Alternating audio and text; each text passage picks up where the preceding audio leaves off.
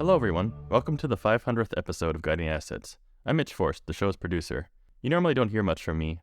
I've been working quietly behind the scenes for all 500 episodes. This show has always been one of my favorite things that I've had the privilege to work on during my career at CFA Institute. To celebrate our 500th episode, we've decided to produce a history-themed show. First, we will start with a brief history of the show itself, told by some familiar voices, and then start weaving in some clips from past guests with a history theme to them. I promise to keep it short and interesting, but I do have one ask of you. As a gift for our 500th episode, if you are a listener who has enjoyed the show over the years, please take a brief moment and go to the app you are listening on and leave us a positive review. Positive reviews help people find the show by improving our placement in search and on the charts.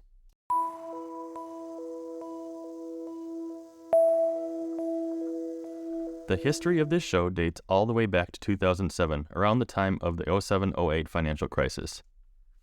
I had just started working at CFA Institute. In those days, all media content we were putting out was long form, over an hour in length. Dennis McLevy, CFA, who at the time was in charge of our educational department, came to me with an idea for a short video series addressing financial topics. The concept of reaching a broader audience really intrigued me, so I suggested to Dennis that we make this a podcast in addition to being video content. I'm not sure Dennis grasped exactly what a podcast was when I explained it, but he was willing to give it a try.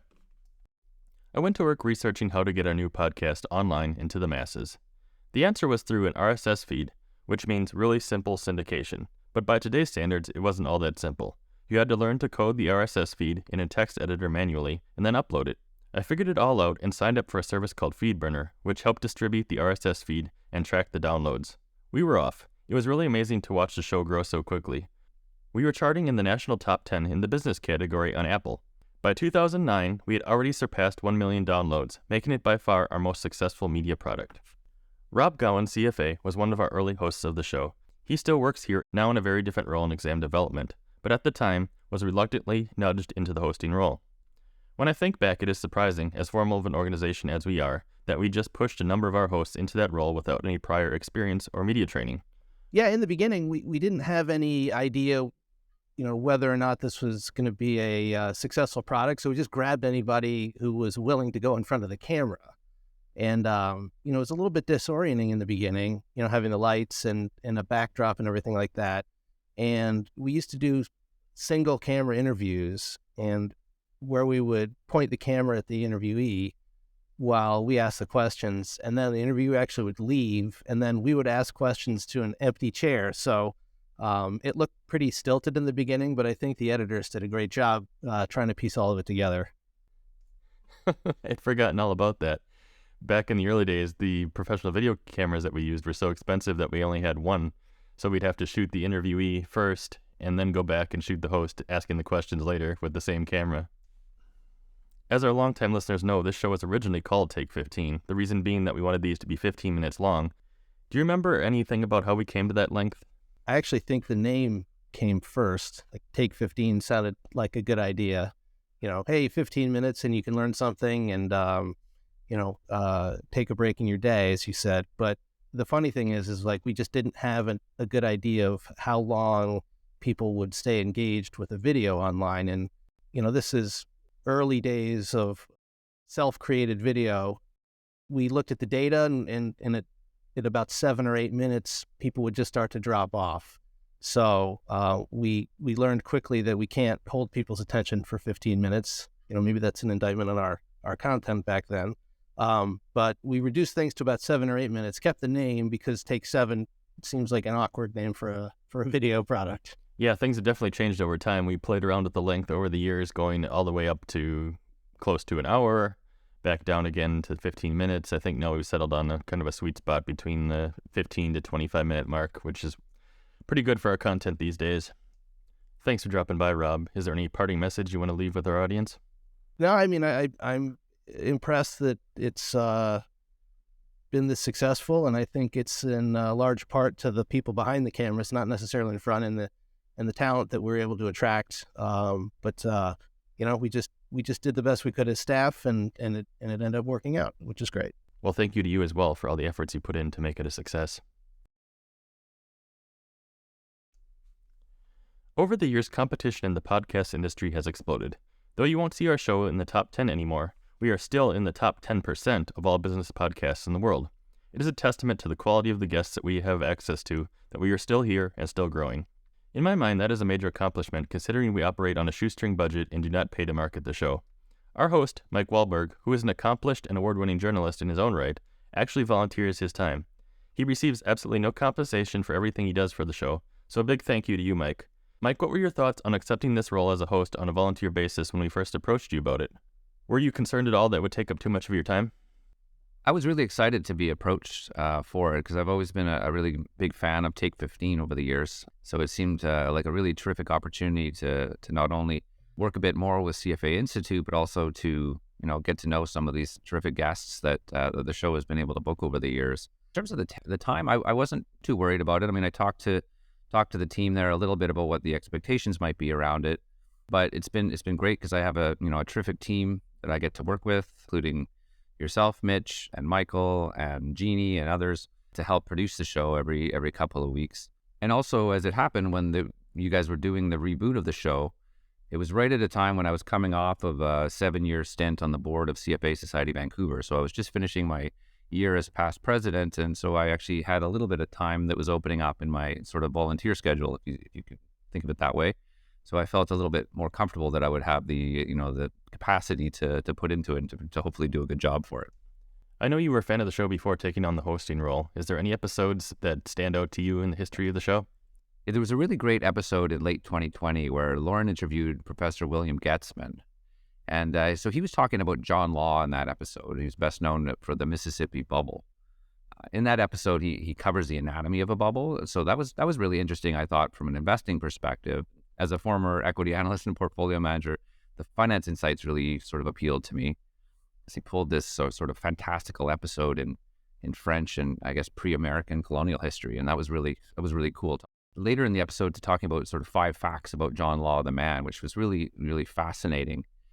And as a journalist, sort of my second career, I guess, that use of story really appealed to me. And so that really stuck with me and kind of got me thinking about, different ways that you can tell financial stories in a compelling way and have them be retained. And so I really enjoyed that episode, and that one really stood out for me. All right, well, let's pull up a clip from that show. Here's Will Getzman talking about some fun facts about John Law. Well, he escaped from prison because he killed somebody in a duel.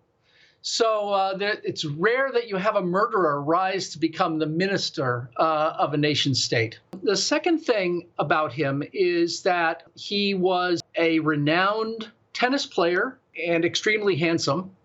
His charisma played a part in his ability to reach the heads of state. Finally, as part of his idea about how to create a new economy, he decided that he would try and build up Normandy in France as an industrial center. He was very interested in these new mechanical ways of manufacturing things.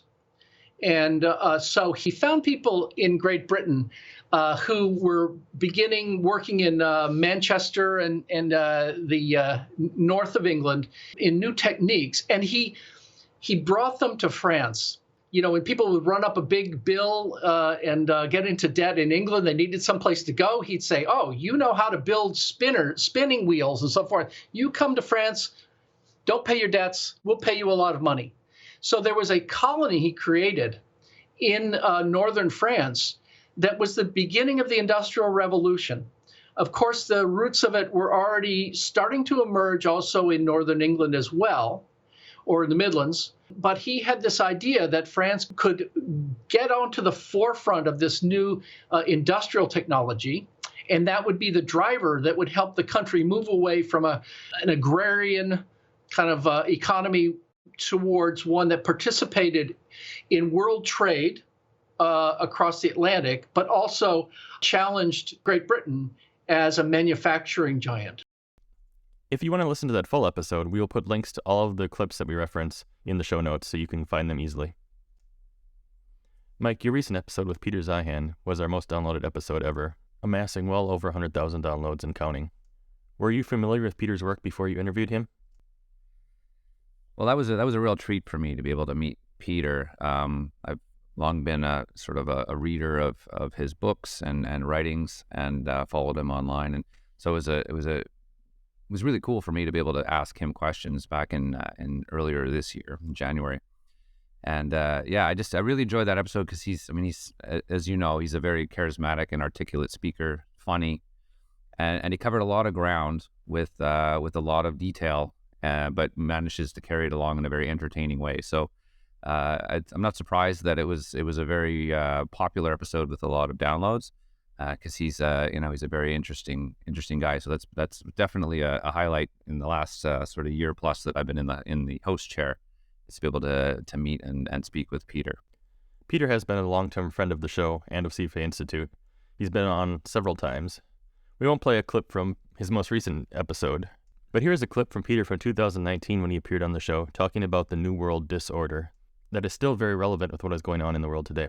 In the world before World War II, everything was imperial. So you had imperial centers in London and Paris and Tokyo and other places that had their own spheres of influence where they would kind of imprint a certain mode of operation. There were certain boundaries on what you could and couldn't do.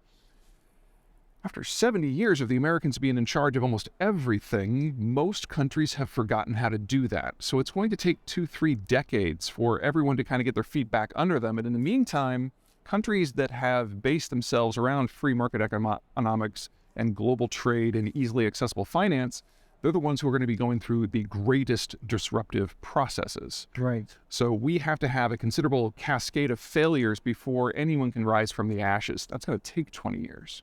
So, and I know as a part of your thesis and part of what you're talking about right now is you believe that there's something right around the corner that's worse than the global financial crisis.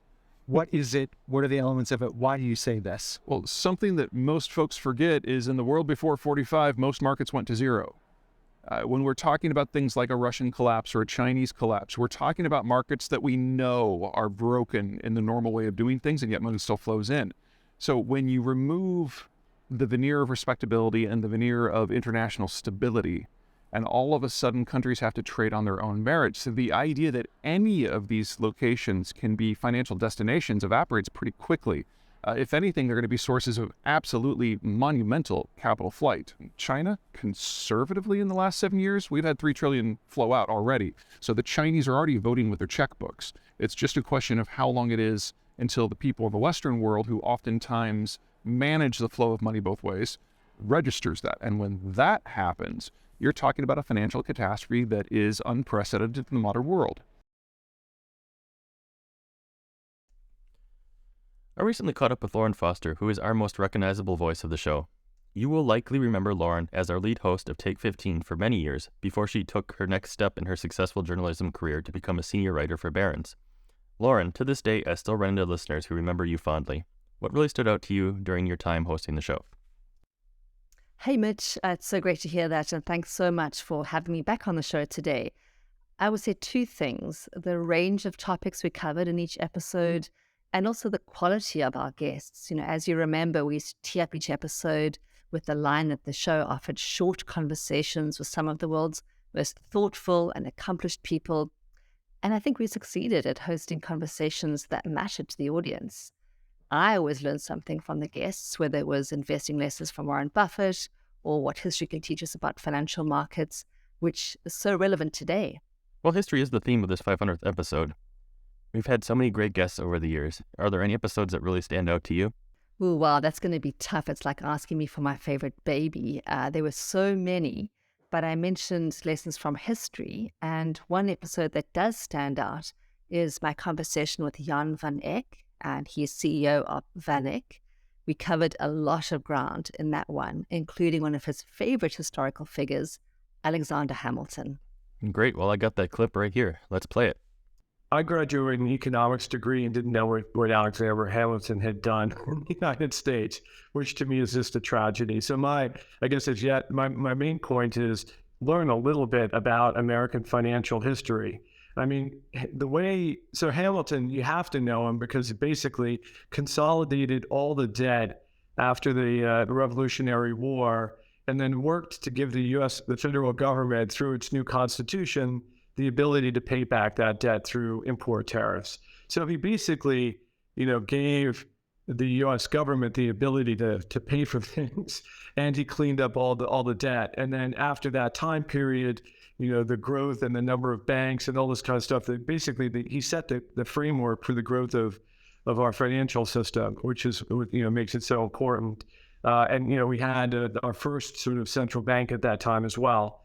I'll just very briefly point out that he had to deal with a financial crisis in 1791 as well. And what he did is so similar to what Geithner and Paulson did after the great financial crisis 10 years ago. It's an interesting story. So I think I understand the concerns that Jefferson had about concentration of power, and they were just dealing with having to get rid of, King George III. But I think just to understand market structure is so important to how you think about putting portfolios together, and understanding how governments interplay with financial markets.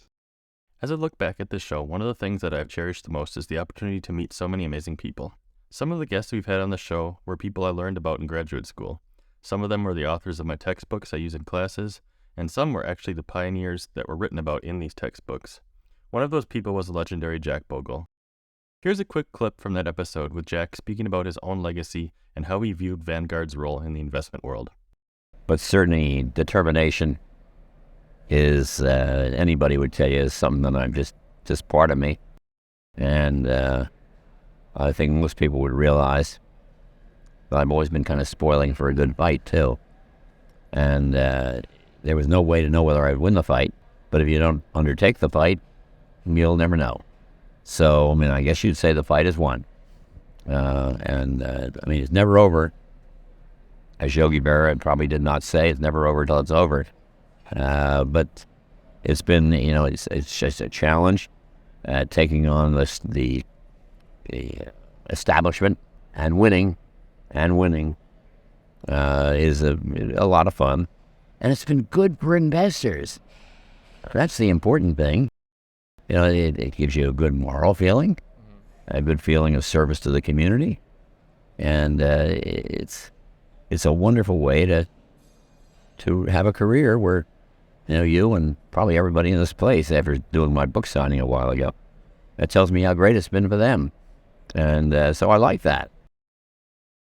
There are always risks to your legacies, and quoting my fellow Princetonian Don Rumsfeld, they're not only the known unknowns, but the unknown unknown. And, who really knows what tomorrow will hold in the way of risk? I do not.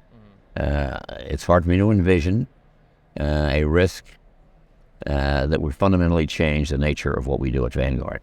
If we have a big bear market, we will get out exactly as much as the market does. Go figure.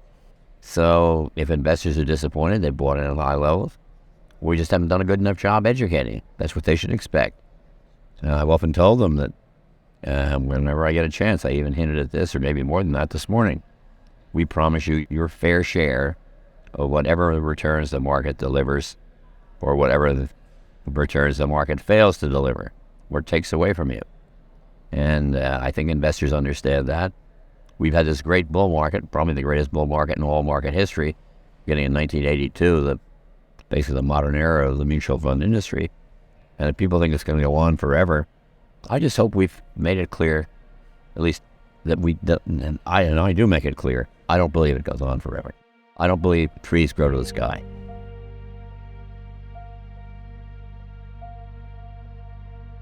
Trees definitely do not grow to the sky. Most people are painfully aware of that after the last few months. In closing though, I do need to take a moment to thank everyone who has contributed to this show over the years. I'm not going to list names because there are too many, but to everyone who has contributed your time and talents, I sincerely thank you. And especially thank you to all our guests. You are the reason people tune in. Happy 500, everyone.